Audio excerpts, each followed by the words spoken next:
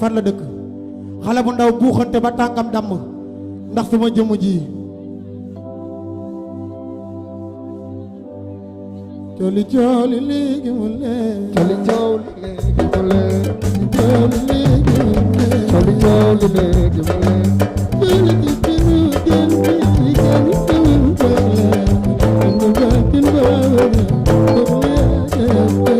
salaamaaleykum mbokk yi xaritu téléspectateurs yi ñuy seetaan ci Leral TV s'informer en temps réel bienvenue à toutes et à tous merci de nous recevoir chez vous on est très heureux de vous retrouver sur les antennes de Leral TV amati mbégte bu baax a baax dellu ci kër gi la maison émission siiw seen émission la yéen ko bëggal seen bopp comme j'ai l'habitude de le dire vous êtes les inconditionnels de l'émission siiw vous êtes les inconditionnels de Leral TV alors tey nag dañoo seet ci benn kilifa goo xam ne moom ci domaine bi muy yëngu macha allah ràññee nañ ko ci lool à travers talent bi nga xam ne am na ko aussi à travers mën-mën bi nga xam ne moom lay def ci milieu boobu noonu mu nekk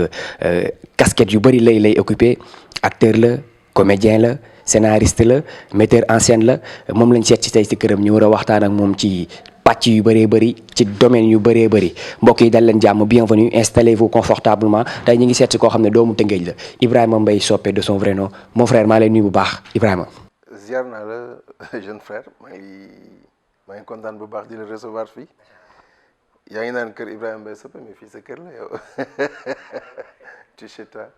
donc ma lay ziar bu baax di nuyu aussi ñi nga xamante ni ñu ngi ñuy seetaan di leen ziar aussi. ngeen ko tey moom lañ seeti si këram Ibrahima Mbaye Sopé ràññee ngeen ko ci écran yi ci télé yi ràññee ngeen ko ci à travers culture bi mu nekk di ci yëngu alors grand dama lay bàyyi rek nga daal def sa présentation je sais que ni ñu bëri xam nañ kan mooy Ibrahima Mbaye Sopé mais def présentation da ciy am solo xale yi nga xam ne ñi ngi doo koy juddu di gis sa kanam ci télé bi ñu xam kat qui est Ibrahima Mbaye Sopé. Ibrahima Mbaye Sopé benn jeune la bu juddoo Rufisque màggee fii jàngi CMD pionnier du syndicalisme ak Camp Le Long jóge fa dem lycée Abdoulaye Sadji ensuite mu dem école nationale des arts donc Ibrahima Mbaye Sopé loolu la yàlla dogal aussi mu nekk un jeune talibé moi je suis né de père khadre mais sama yaay murit la sama papa teel a gaañu nag donc ma nekk murit Baye Fall waaw xam nga donc loolu mooy Ibrahima nekk koo xamante ni aussi mi ngi ci yëngu ci wàllu théâtre moom la def formation yàlla dogal aussi biñ ci génnee ba tey en 98 yàlla baaxee ñu créé benn compagnie bu tudd Femme nekk une compagnie contre les violences faites aux femmes Femme boobu nag yàlla dimbali ñu si aussi def ci yërmande bu bari ñu dem représenter Sénégal Tunisie Cameroun ak ay pays yu bari am fa ay raaya yu bari sax yàlla dogal aussi ma intégré les Gueule Tapée am aussi beneen ouverture bu ma indil dem France Belgique ak yu demee noonu loolu aussi ma lëkkaloo si ak beneen metteur en scène bu tudd Gilles Lebert moom tamit yàlla def mu ubbil ma yeneen bunt ma dem festival d'Avignon ak yeneen festival Limoges yoo xamante ni xañ na képp koo xamante ni artiste nga théâtre kat nga boo sañoon balaa sa carrière di jeex nga def festival yooyu yàlla baaxee na ma ci yërmandeem du ci talent du ci dara mais ci yërmandeem mu baaxee ma ba ma dem def festival yooyu Ibrahima Mbaye Sopé aussi benn président wu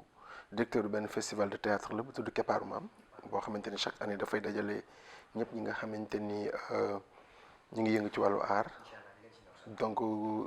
d'une manière très ramassée daal kooku mooy Ibrahima Mbaye Sopé je suis marié aussi maa ngi dëkk fii actuellement Cité Taco donc à Rufisque donc voilà li ci des peut-être si biir waxtaan bi dina génn parce que j'ai du mal à me présenter concrètement tout le temps loolu lay wax damay wax ni chaque fois bu ñu nee kat ma Ibrahima ni ku doye di la waaw kuy ci di la wax te xamul dara ab Baye Fall rek loolu laa ko daan tënkee moo tax à chaque fois mu duggee si nag wax kan mooy Ibrahima sax dinaa wax ba téppéeral boo wax loo xamante ni waruma ko wax wala mu manqué mais lu ci mënti am daal ci yooyu xëj na ci. macha allah alors j'espère que ni jot ngeen am aperçu ci ki nga xam ne moom moo di Ibrahima Mbaye Sopé alors frère dama bëggoon xam nag ca sa début ci milieu bi nga nekk di milieu théâtre milieu cinéma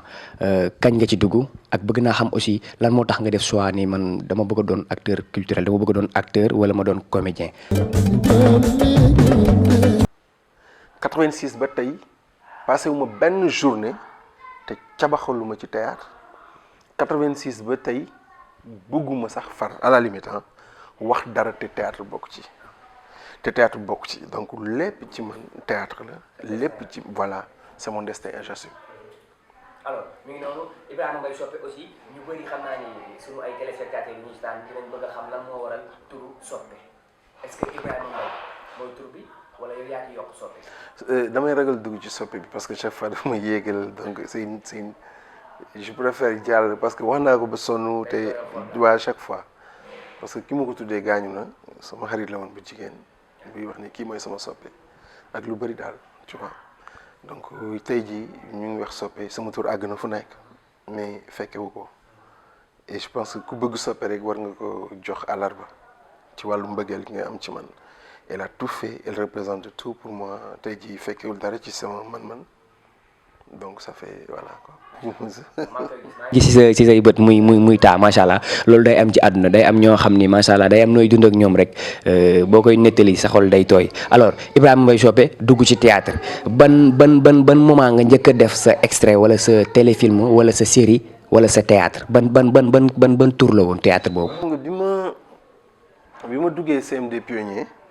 noonu ma fekkee répétition bi dafa fekk ñu doon def benn pièce sur l'esclavage benn pièce bu nice sax bu tudd dàgga benn jaam bi ñu joué loolu ndeysaan yàlla doo ñu koy répété ba affaire bi dugg ci man bo xañ ma lépp nag léegi yàlla dogal nag bi ñu ko defee ba dara dal lu dul joué ko ñu joué ko pionnier ba pare jour bi ñu joué ba pare laa wax dama génn comme pionnier ci ginnaaw dafa am sama benn xarit bu fa tëddoon bu fa dëkkoon bu tudd Aliou Ndiaye donc ma dem fa ma ni xaaral ma dem seeti ko bi ma duggee këram yaayam ne ko bon ne ko kii moo doon joué sànq ci école bi yaay dañuy déedéet rek daw ñëw di ma làmb nii na ma waay sama doom jaa ngi waay xam nga di ma làmb affaire yu demee noonu xam nga di xool naan ma waay yow sànq kii gaañ na la de di wax pour te dire mère bi di wax ba presque rango ñi di génn ma xam ni donc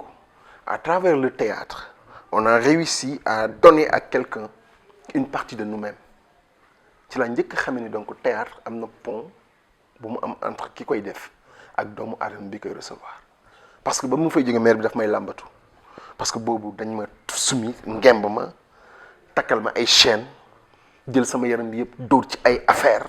ma ñuul kukk pënd beeg poussière bi xam nga mère bi jàpp na ni moom ki doon joué nii jaam dëggantaan donc ma xam ni loolu link la pont la ci laa ko njëkk a jànge après j'ai décidé nag ma ànd ak Dundoy ki ma doon yor foofu moom ak Mamor Thioune et tout ça pour dem intégrer atelier du théâtre expérimental de Rufisque ak père Mame Biram Diouf foofu nag falaa ubbeeku am gis-gis bu ma war a am ci wàllu théâtre am beneen regard ci wàllu théâtre am beneen gis-gis bu ma am ci ki nga xamante ni moo war a def théâtre parce que moom dama jàppoon ni kii du comédien parce que non seulement génnul ci télé bi kenn xam ko ni booy waxee tojul fenn d'accord mais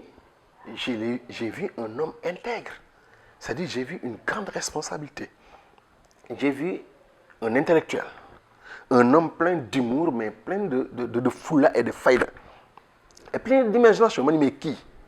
mais lii mooy artiste ma ne non attends kii bu fekkee moom comédien la kon man bëgg naa doon comédien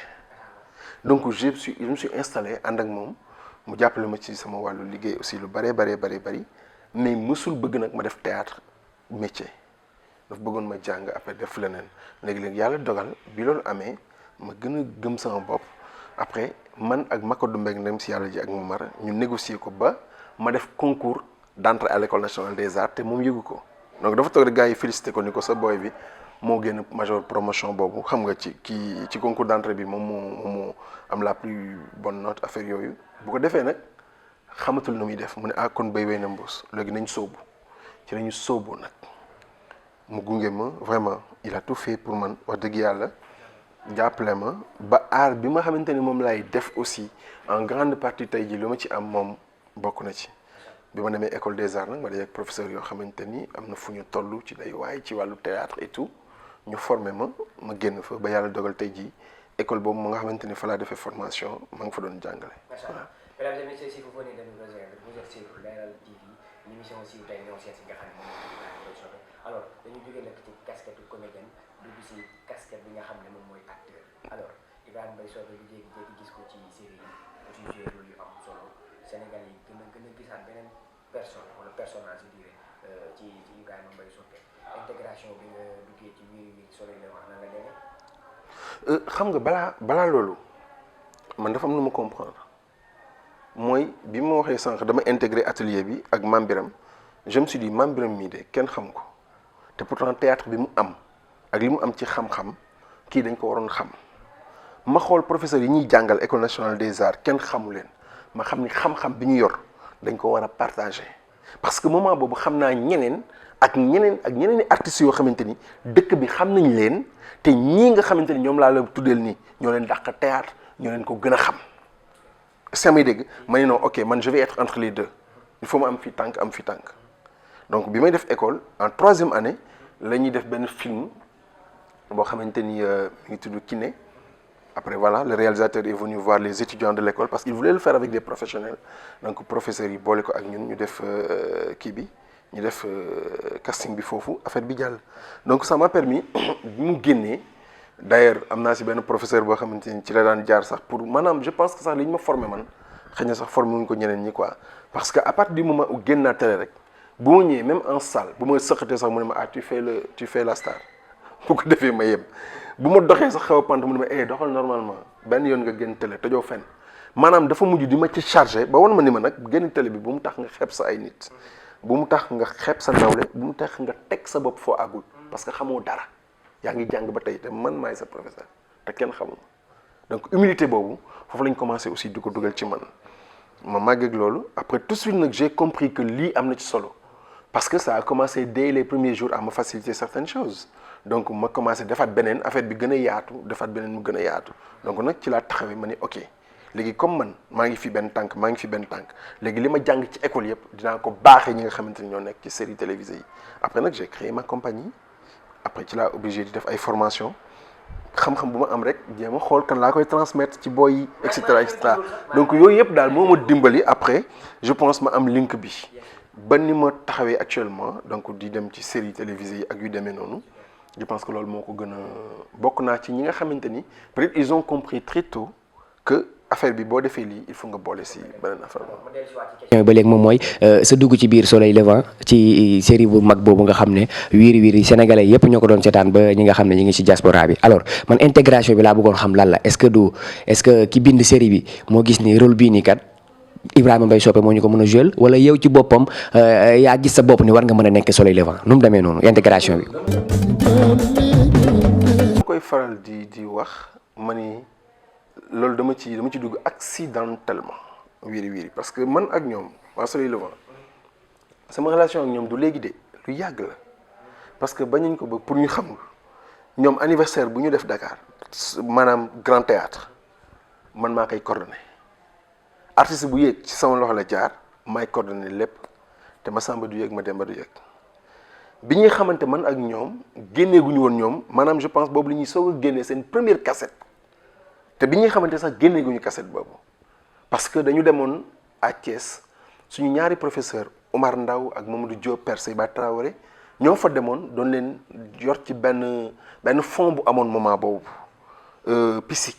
doon encadré waa Thiès rencontré fa gars yi ñun ñu invité leen benn festival ñu ñëw Dakar lu amul sax seede baaxul sama benn xarit mi ngi ñuy toog Papis moment boobu fekkee nag festar bi ñu daan def ak Makodou Mbeng te moment boobu yàgg na te boobu la waa Thiès ñëwoon doon tourné ci affaire bi ñu xamante jàppante di dem lente mën dem Thiès di fa fanaan franchement ñoom aussi ñuy ñëw fii yàlla dogal nag bii lii amee ñoom ñu am seen yoon man ma am sama yoon ñoom ñu génn def saa neex def yeneen affaire yu nice ba vraiment je peux dire en un laps de temps maa leen njëkk a def théâtre fuuf mais yàlla nag dafa bind te yemalewul mooy may kii lii ko neex lii la koy jox kii lii ko neex lii la koy jox ñoom ñu génn seen ñaari pièces rek affaire bi fëlew jaar ca kaw macha allah ñu yéene leen ko aussi léegi mais loolu wàññiwul sama diggante ak ñoom dara au contraire on a maintenu les relations et tout léegi nag ñu dem ba benn moment li ñuy joué yëpp bon peut-être honnête woon nañu ma ba tàyyi pour me jouer si affaire bi mais moment boobu maa ngi nekkoon ci Ndari Baba je pouvais pas venir te Cheikh Ndiaye je me rappelle benn jour bon comme moom dañuy yebante moom daf may wax ni ma yow da ngay yebaate quoi parce que yow rek laa gis ci artiste bu ñuy woo pour mu ñëw jouer wiiri wiiri ak fi mu toll ak doole bi mu am nga ni doo si jouer c'était la première fois parce que woo na ma woowaat ma ne ko mënuma si jouer benn moment comme sama yaay xaritam la ba pare aussi xam nga Cheikh dafa xaw a xamadi quoi moom nee na sama yaay gelam la quoi ñu maa ngi koy siyaar bu baax a baax sama papa jooju parce que en fait je l'appelle papa ndax man sama papa Cheikh Talibou la tudd donc Cheikh Ndiaye aussi Cheikh Talibou la tudd waaw donc loolu moo tax mu naan sama yaay moom mooy moom la nopp quoi léegi nag moom mu woo ma après ma ñëw justement faire des tests ci affaire bi et puis voilà c'est parti comme ça mu jàll macha allah. lu personnage boobu nga fa doon joué est-ce que métti woon na. trop xam nga lu tax trop mooy man du ma xeeb rôle te bi ma ko woowee dama ni ko Cheikh man de bu fekkee mën na apporter ci rôle bi lu bees dinaa ko def mais buñ ma woo pour rek ma def loo xamante ni pièce bi du yokku mu ne ma non justement dañ la woo pour sa professionnalisme mais sa talent ak sa expérience aussi nga apportal ñu ko man boobu laa sonn parce que yàlla xam na ni bu ma ko waxee sax duñ ko gëm daaw ma ko seetaan moment boobu daaw ma seetaan Wiri Wiri mais après j'étais obligé ma dugg ci internet bi xool ba am pièce bi yëpp après nag commencé xool le rôle d'un commissaire dans la vie de tous les jours ci laa commencé di ko xool ci internet bi di ko xool di def ay démarches di xool ay di def ay recherches et tout ba yàlla mi dara tëwul boole ma ak ay xarit yoo xamante ni ay commissaire lañu may dem di leen seeti dama doon dem ba Pikine seet commissaire Adramé Sarr ñu toog waxtaan si commissaire Rufisque dama dem ba foofu seeti ko dama daan dem ba commissaire Grand Yoff aussi ñu toog waxtaan maanaam pour wax la après demoon na ba indi benn lu naay sama diggante ak ñoom pour média la ñu nekk quoi mais dem na ba ci sax ay éléments waa DIC sama ay xarit la ñu woon parce que dama ko yaataloon pour ñu dollil ma loo xamante ni bu ma ko waxee c'est technique kenn du ci mën dara te ñoom ñoo ma doon jàppale ci loolu ñoom la ma doon jàppale chaque fois ma wax leen ñu wax ma bu ñu ma waxee li nga xamante ni c'est technique man ma xool de façon artistique naka laa koy indee moo tax rôle boobu benn moment mu diisoon parce que j'avais pas droit à l'erreur dama la benn anecdote mës naa toog di waxtaan ak sama benn xarit ci corps boobu la nekk fekk boobu la ma Cheikh Ndiaye ñëw jox oto di ma ko neexalee ak caabi oto bi ma koy jël fekk na benn gars yi def benn contingent ñu ngi doon traquer ay mal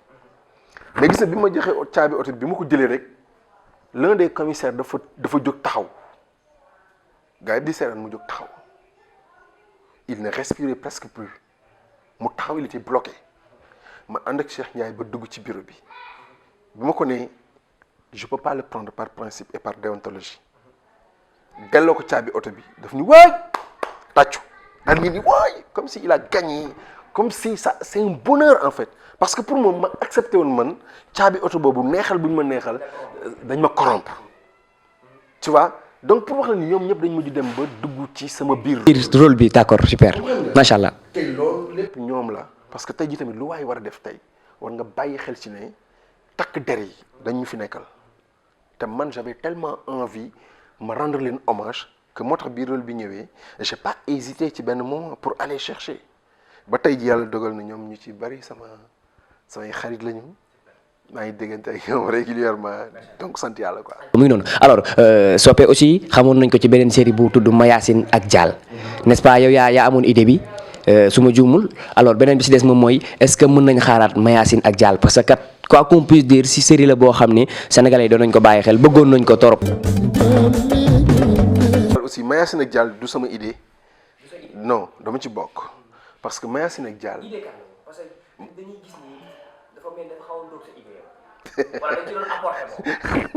c'est que Mayacine ak Dial Bougane Gueye Dany moo ko moom Bougane ak Pape Diène ñoo créé loolu ñoo ko waxtaanee woo Mère Dial ak Grand Badou ñu waxtaanee ko Bougane ni leen dama bëgg lu bees Mère Dial ni leen ah man de ci li ma gis man am na benn jeune boo xamante ni mi ngi tudd Sopé xam naa ni jàng na théâtre te am na fu mu ci toll bu ñu bëggee apporter lu bees nañ ko woo ndeysaan avec beaucoup de plaisir ñu ne si ñu woo ma ñëw léegi bi ma ñëwee nag je me suis dit ok j'apporte des choses dañ ma bàyyi kon ma liggéey ñu ne d'accord ñu juboo waxtaanee ko suñu biir te Mayacine ak Dial li nekkoon dooleem du xel bu mu doon indi man de mais c'était un travail d'équipe on était une famille maa Sénégal gis nga noonu ñu nekkoon njaboot noonu la ñu demee ba nekk famille dem nañ ba waxuma la sax Séni parce que Séni mère Dial moo ko jur mooy yaayam mais même Kiné Sow ku ko woon contrat feneen sax man lay woo pour ma wax ci contrat bi Ami Collé noonu ñoo xit ba tey jii may wax ak yow démb man maa nekkoon invité am Instagram du dugg ci lu ma yëgul bonheur bi ma am ci weer bi yëpp tey jii Tafa Thiam moom mu ko jox woo ma ñëw fekk si ma sama kër fii woo ma ñëw président ma ne ko mu ne ma kaay ma ànd ak moom génn ba ci sama buntu kër mu ne ma lii maa ko moom maa ko jënd sama bonheur loolu la donc mais Sénégal doole boobu la amoon ñu toog nag di def la différence Pape bu indi idée Mère Dial indi idée man ma xool techniquement wala artistiquement naka laa mën a defee mise en scène bi ñoom Chérif côté caméra xool naka lañ ko mën a filmer techniquement mu jàll bu ñu demee Pisco Dossé daal di nii man tamit techniquement naka laa mën a indee montage boo xamante ni nangam donc c'est une création collective loolu moo taxoon mu am doole te mais Sénégal dafa duggoon ci société bi dafa duggoon ci doomu aadama yi dafa duggoon ci biir kër yi ci biir néeg yi ba pare de façon très moderne mu jël li nga xamante ni mooy vie wu àdduna bi li Sénégal yi dund le Sénégal yi lambda mu mettre ko sur la place sans vexer les gens sans heurter loolu moo nekkoon doole Maya Sénégal. kon léegi nag xam naa li ñu jose ci temps bëriwul mais dinañ dugg ci ñaar ba ñetti pàcc yi nga xam ne war nañ cee waxtaan ak ki nga xam ne moom moo di Ibrahima Mbaye Sopé grand gis nañ ni série yi léegi macha allah bëri na ci Sénégal bëri na ci télé yi alors yow nan nga ko gisee. pour man. am na côté bu baax am na côté bu baax. super. parce que sama côté bu baax bi mooy. mooy tey jii liggéey mooy yokk rek parce que production bu dee 26 épisodes la mënoo ko def à moins de 10 millions donc ñi ciy liggéey yëpp yaa ngi leen di fay kon pour man liggéey la boo xamante ni ñu ngi koy utal gars yi loolu benn la li ci des mooy ça permet à la population ñu déconnecté wu un tout petit peu ci novelas yi ngeen di proposer ay yi nga xamante ni dañuy jóge ay Mexique ak ay yu kenn xamul qui ne nous parle pas les gens sont en train de subir une autre forme de colonisation parce que ci toog télé bi la ñuy toog ñu ne wane ñoom li ñu bëgg ñoom li ñuy dundee loolu la ñuy wan dem na ba ñun suñu mère yeeg suñu papa yeeg suñu ñëpp suñu série dañoo adapté wu ci vie bi ñuy gis ci télé bi ndax série yi kese te amul benn série boo fi xool te amul góor jigéen amul benn série boo xamante ni Mexique lay jógee ak nangam te amul leneen ils nous imposent leur mode de vie donc c'est des séries qui ne nous parlent pas tey jii kon bu série sénégalaise yi ñëwee dem ba am seen place tey jii quoi qu'on puisse dire kenn mënatul werante ci wiri wiri kenn mënatul werante ci Pod et Marichou amul doole kenn mënatul werante ci Idole amul doole kenn mënatul werante ci Ndari Baba amul doole kenn mënatul werante ci Dina Ma Neex amul doole donc y a tellement de séries Maîtresse d'un homme marié ak yeneen ku lim doo matal mais yooyu yëpp tey ji dañu dem ba nangu lu ñu moomoon ci askan bi kon côté boobu am na lu baax côté bi nga xamante ni nag le contraire la mooy dañu nar a dem vers la quantité mais pas la qualité loolu benn la ñaar bi mooy ku nekk rek da ngay jóg jouer ku nekk da ngay jóg rek jouer non amatul jaratu ko amatul gëstu ji amul dara business comme la parce que man bu ma jàppee ni kat série bi bu ma koy def moo ci boolee xale yu baax yu tooy yu neex sa classe ñoom Tafa Mboy gi nañ leen xool di jooy di def ay affaire mais dama leen di indi gaañ bi loolu mooy business bi les gens oublient maintenant le côté casting lan moom méngoo ak diw la beauté y est pour quelque chose mais la mentalité aussi ça joue. est-ce que loolu moo waral série yi amatul leçon amatul loo ci jàng. am histoire amul la ñuy nettali ak ay histoire leneen. xam nga amour aussi fait partie de la vie quoi qu'on puisse dire les gens ñu ngi koy dund tout le temps mais lañ koy agrémenté loolu la gars yi war a xoolaat loolu la gars yi war a toggaat loolu la gars yi war a gëstu ba am ci doole ba am ci benn regard boo xamante ni ki ñuy seetaan du vexé wu mais léegi dañu jàpp ne benn affaire xam nga théâtre tey jii man bu ma waxee peut-être mën nañ jàpp ne li ma nekkoon CNRA moom moo tax quoi mais pour man j'ai toujours dit même au niveau du CNRA que théâtre wala film yi gars yi def kenn waru ko confiner rek quoi parce que bu fekkee tere yi dafa bari dañuy bloquer dañuy étouffer inspiration gars yi mais tamit bu fekkee dafa bari trop de liberté gars yi ils en profitent ils font des choses yoo xamante ni mais tu te dis mais attends fii nous sommes dans quel pays donc man je pense que ne war nañ leen bàyyi ñu ubbeeku pour créer des choses mais war na am ci lu mu tegu malheureusement dans ce pays le CNRA benn sañ-sañ rek la am mooy dara génn ci télé bi mu soog ci wax parce que mënul wax ci lu génnagul ba pare amul droit li nga xamante ni mooy am ci internet bi mu saytu ko lu dul en cas d'élection donc loolu moo tax dérive yi bari. macha allah alors gis nañ aussi sunu grand moom macha allah équipe label de production yu nekk ci Sénégal yëpp yu si bëri yaa ngi liggéey ak moom bu si mel ni Pikini production gis nañ yaa ngi fa ci série bi nga xam ne moom moo di Madior ak Dior grand série mi ngi lay fay léegi. mi ngi lay fay bu baax a baax alors intégration foofu noonu nan la demee Pikini. série bi waaw macha allah sant yàlla sama benn mbokk ngi toog laaj ko ndax série bi ma koy defal mi ngi may fay.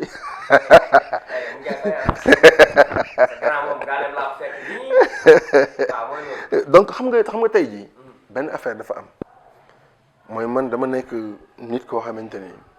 man relation humaine moom ma gënal lu nekk donc série yi pour wax la man génnatuma télé pour le plaisir bu génn télé amatuma jot boobu benn ñaar bi mooy man defantootuma bu may théâtre du ma defantu damay def moom laa jàng bi nit ñi choisir dem def ay maçon ñi nekk ay avocat ñi nekk ay maître ñi nekk ay chauffeur ñi nekk nangam man théâtre laa dem jàngi pour def ko donc théâtre boobu bu ma mujjul fajul sama vie bu ma mënul fajal sama vie mën maa dundal mën ma may kër mën ma may oto mën ma may leneen ma bàyyi ko dem seeti leneen te naa la wax tey benn secret gis nga théâtre lu ma ci am tey jii lu ma delloo la lu ma ci am tey jii lu ma delloo la 86 laa ko commencé joué naa presque 10 ans mosuma ci am dërëm ba bi may dugg école bay génn maanaam faalewu ma sax cachet bi ci des mooy tantal naa ko ci mbedd mu nekk dama daan fanaan ci mbedd yi ay tante di joué ba guddi ñu fanaan ca bâche ba pare soog a ñibbi duñ yóbbu dara suñu kër fanaan naa ci ay frontières ndax théâtre jóge Sénégal jëm fu ne di traverser frontière Burkina Mali Togo pour dem rek jouer benn spectacle ñibbisi muy taw ci sama kaw ay bandi di ñu dagaale di sàcc la ñu yor may toog fii di ko muñal di ko jaayal di ko xeexal te musuma daw musuma day nekkal théâtre te yàlla rek tax ak bëgg ko ak jox ko suma xol je me suis trop investi ma génn jël sama xam-xam 80% ma ni bu ma ko narul bokk ak doomu aadama yi yàlla bu xam-xam bi am solo ma bokk ko nag ak suma rakk yi ba ñenn ñi di ci dund tey jii di ci dundal seen njaboot man bu ma ci lekkee waruma ci lekk. macha allah alors xam naa ni temps bi li ñu dese bëriwul mais bëgg naa ñu dugg ci keppaaru si c'est pas le nom mooy li ngay faral non boo xamul noo bi duñ ci dugg. keppaaru non non boo xamul noo bi duñ ci dugg. waaw parce que man ko xamul keppaaru ma man xaw ma la. keppaaru maama keppaaru maama. voilà gis ni soppe moom moo ko initié moom moo ko créé. alors explique-nous brièvement loolu lan moo ko waral. keppaaru maam dama sentir benn besoin man maa nekk xëy na man la ñuy gis mais keppaaru maam du soppe rek sama ay rakk ñoo nekk sama ginnaaw suma ay doom suma ay xarit di ma pousse di ma jàppale man nag maay gàddu succès bi heureusement ou malheureusement pour man mais liggéey bi yëpp du soppe n'a rien fait soppe dafa nekk rek koy diriger mais billaahi wallaahi lépp ñoom la suma rakk yi. tal no keppaaru maam après. maay ñëw keppaaru maam sama ay rakk ñoo ko commencé fii Nimzaat tuddee ko Noël pour tous parce que dañ jàppoon ni bu Noël jotee ñu gis ñii ñu leen jox cadeau ñii ñu leen jox ñu ne bon c'est pas kii ñu créé nag benn moment ñu koy def ba après affaire bi xaw a di màgg man j'ai constaté un jour que ñu bëri ni may laaj dana man de diw dama ko fan mosuma ko gis diw dama ko fan mosuma ko gis diw dama ko fan mosuma ko gis ma ne non man artiste la aw ma xaalis bi may may tout le temps mais comme am naa nit ñi am naa artistes yi mais pourquoi pas ma créer link boobu entre ñoom ak artistes yi jël événement boobu nag def ko point d'appui woo artistes yëpp yu ñëw yendu ak man ñëw sama koñ football ak xale yi mais avant ñuy football dañuy def 15 jours avant ay atelier yooyu lañ jëloon di ko def ci benn kër mais après kër gi tuuti kër googu ñafe woon nañ ba ak samay partenaire am ay table banc pour xale yi koñ bi yëpp ñëw di fa def ay cours du soir bu ñu payee ku war a fay 1000 francs man ma engagé woon ni maay joxe benn 500 bi donc ñu nekk ci loolu bu mujj gi bu ñu paree dañuy génn dugg ci biir koñ bi xool ay garab yu nekk ci mbedd mi ñu dem toog fa di def ay atelier keppaar la après keppaaru par exemple atelier d'écriture ñu tuddee keppaaru Ousmane Socé Diop keppaar bi nga xamante ni fa lañu doon toog def atelier chant ñu tuddee ko atelier keppaaru Xaar Mbay Madiaga keppaar bi nga xamante ni lii la ñu tuddee ko nangam et cetera et cetera léegi ba si yàgg benn moment ñu ne mënatul tudd keppaaru diw mais ñi ñu fa wax ñëpp suñuy maam lañu te ci keppaar yi lañ daan jàngalee xale yi ñu ne nañ ko tuddee keppaaru maam chaque année mu dajale tous les comédiens sénégalais durant 3 jours à Rufisque ñu partagé waxtaane théâtre xool li koy développé. yéen ci ñaata émission. 6 émissions. normalement moment bi la ñu waroon toll ci 7e mais ak mbas mi Covid bi donc ça bouleverse beaucoup de choses. di coronavirus ñenn ñi di ko wax Covid 19 respectez s'il vous plaît les barrières comme ni ko ministère de la santé et de l'action sociale waxee moom mooy ñu gën a sàmm cet gi ñu raxas suñuy loxo ak ndox ak saabu wala ñu ut hydroalcoolique comme bii ma yor cran léegi xam nga nu ñuy def nan def nii man ak yow am nga de ah. waaw ah danañ def nii voilà yow porteur de voix nga war nga mën a wax ak gars yi bu baax a baax. mais est-ce que bu benn bii nii baax na parce que setalul lépp. ah bon. ah mais parce que amul da nga war a raxas sa loxo boo ko raxasee ba pare. raxas boobu mooy génne tilim bi. waaw moom lañ def sànq bii ñëw sa buntu kër. très bien macha allah. ñoom. bien ça. sama xel dafa dem ci kër Kader dama fa dem kër jabar. sang rek la ñu def. mais dafa jël affaire bi ko wis. mais fu ne. yow it de soxna ci sang rek la ñu defut. merci beaucoup mesdames et messieurs ça n'est tout pour aujourd'hui ñu ngi leen di sant bu baax di leen gërëm yéen ñi nga xam ne comme ni ma ko waxoon tantôt rek vous êtes les inconditionnels de Leral TV merci beaucoup on vous donne rendez-vous inchallah très bientôt ñu dem xool yi koo xam ne moom célébrité la comme on dit rek siiw du jaami borom te suul ker du ko teree feeñ merci. fan la dëkk xale bu ndaw buuxante ba tànkam damm ndax fi ma jëmm ji Jolly jolly léegi mu leer jolly jolly léegi mu leer jolly léegi mu leer jolly jolly léegi mu leer